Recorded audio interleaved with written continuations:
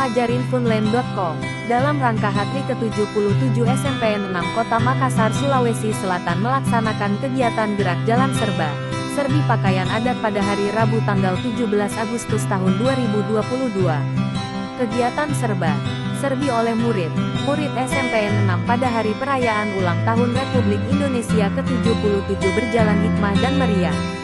Giat yang dilakukan oleh murid sekolah SMPN 6 Kota Makassar termasuk sukses menarik perhatian masyarakat Kota Makassar. Kepala sekolah dan guru pengajar sekolah juga hadir memeriahkan HTRI ke-77. Giat ini juga dihadiri Ir. Ramdan Pomanto, Wali Kota Makassar dan beberapa kepala sekolah di seluruh Kota Makassar, Sulawesi Selatan.